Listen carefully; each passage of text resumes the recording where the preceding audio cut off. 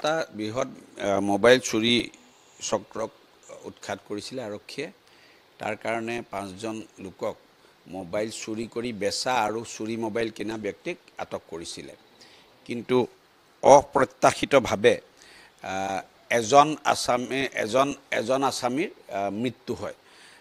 মৃত্যু হোৱাৰ কাৰণে লগে লগে মই পুৱা খবৰ পাই মুখ্যমন্ত্ৰীৰ লগত যোগাযোগ কৰোঁ, আৰক্ষী সঞ্চালক প্ৰধান ডাঙৰীয়াৰ লগত যোগাযোগ কৰোঁ আৰু মুখ্য সচিব লগৰীয়াৰ লগত যোগাযোগ কৰি যিখিনি বিহিত ব্যৱস্থা ল'ব লাগে তৎপৰতাৰে লোৱা হয়।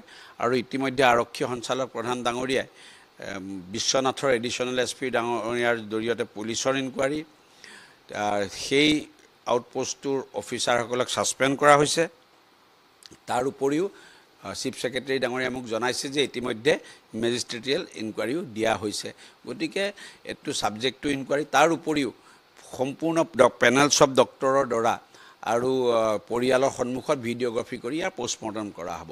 কিন্তু ইয়াৰ পিছত এটা বস্তু দেখা গ'ল যে কিছু দুষ্কৃতীয়ে থানাও ঘেৰা কৰা আৱেগ আছে এইটো বুজোৱাৰ পিছতো একাংশ দুষ্কৃতিকাৰীয়ে থানা শিলগুটিৰে আক্ৰমণ কৰে, যাৰ ফলত কেইবাজনো সাংবাদিক আৰু পুলিচ কৰ্মী আহত হয়।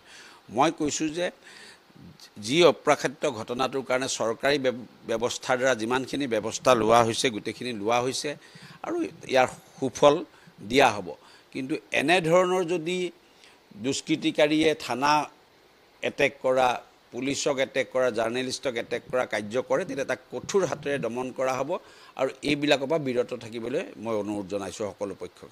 চাওক, এই গোটেই ঘটনাটো এনেকুৱা, কোনো ৰাজনৈতিক দলে মই পৃথিৱীত শুনা নাই যে ইলেকশ্যন হৈ যোৱাৰ পিছত সেই অঞ্চলটোত ইলেকশ্যন হৈ যোৱাৰ পিছত ৰিজাল্ট নোলোৱালৈকে মানুহে ৰেষ্ট কৰি থাকে, ছ'চিয়েল প্ৰগ্ৰেম কৰে, ৰাজনৈতিক এক্টিভিটিছ নকৰে।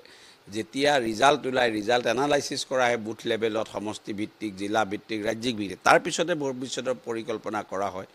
কিন্তু এই দলটো এতিয়া যেনেকৈ আপোনালোকে দেখিছে ৰিজাল্ট দিয়াৰ আগতেই প্ৰাৰ্থীসকলক দিচাঙত জলকেলি কৰি কণ্টিনেণ্টেল ব্ৰেকফাষ্ট, লাঞ্চ, ডিনাৰ কৰি এক চিনেমাৰ সূচনা কৰিলে, পিছত ফ্লপ হৈছিলে।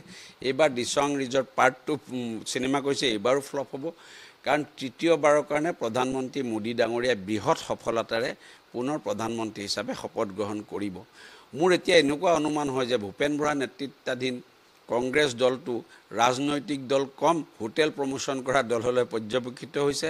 কেতিয়াবা দিচাং ৰিজৰ্টক প্ৰমোট কৰে, কেতিয়াবা তেওঁলোকে লিলি হোটেলক প্ৰমোট কৰে, এতিয়া চলিন গ্ৰেণ্ডক প্ৰমোট কৰিছে। ৰাজনৈতিক দলৰ কাম হোটেলত মিটিং পাতি মিডিয়াৰ এটেনশ্যন লোৱা নহয়। ৰাজনৈতিক দলৰ কাম হ'ল জনসাধাৰণৰ মাজত গৈ বুথত মিটিং কৰা, সমষ্টিত মিটিং কৰা, ব্লকত মিটিং কৰা, ৰাজ্যিক ভিত্তিক মিটিং কৰা। আৰু এইবিলাক নকৰাৰ কাৰণে যোৱা ইলেকশ্যনত আপোনালোকে দেখিলে যে উজনি অসম, উত্তৰ অসম বা মধ্য অসমত কংগ্ৰেছ দলে কোনো বিশেষ সভা সমিতি, বৃহৎ সভা সমিতি কৰিব পৰা নাছিল, বিশেষ ভোটাৰ থকা নামনি অসমৰ দুটামান সমষ্টি বা নগাঁওক বাদ দি।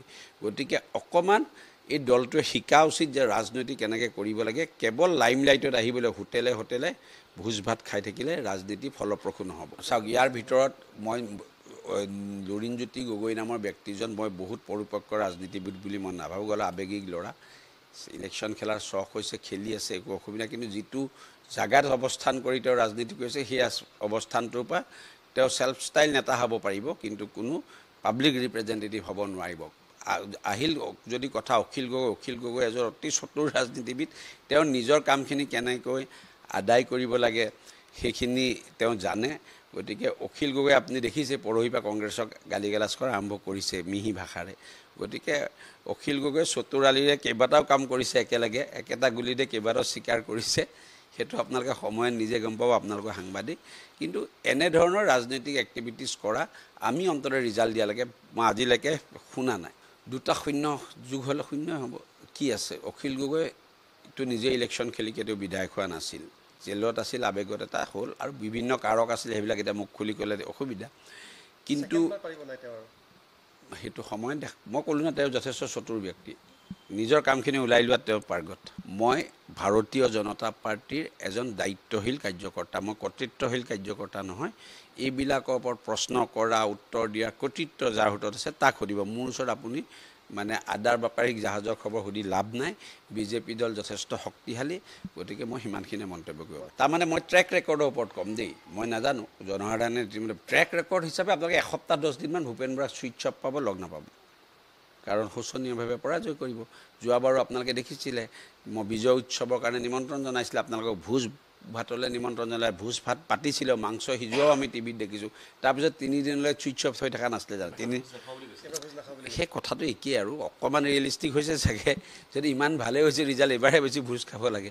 সেইকাৰণে তেওঁক আপোনালোকে 10 দিনমান নেপাব। গুৱাহাটীতো খুব কনফিডেণ্ট হৈছে তেওঁলোকে যে মীৰা বৰঠাকুৰে শেষ হাঁহি মাৰিব। ফেচবুকত কনফিডেণ্ট হৈ আছে, ছ'চিয়েল মিডিয়াত কনফিডেণ্ট। ছ'চিয়েল মিডিয়া চালে তেওঁলোক কনফিডেণ্ট। আমি ৰাইজৰ মাজত আছোঁ গতিকে আমি বুজি পাওঁ ৰাজনীতি কেনেকৈ হয়। গুৱাহাটী আমি 4 লাখ ভোটত জিকিম। মোৰ হিচাপত চাওক, আমি 12খন আসন, 11খনটো কনফাৰ্ম, 12খন আসন পোৱাৰ পূৰ্ণ সম্ভাৱনা আছে। বাকীখিনি তেওঁলোক আছে ভোটাৰ বিন্যাসৰ কাৰণে।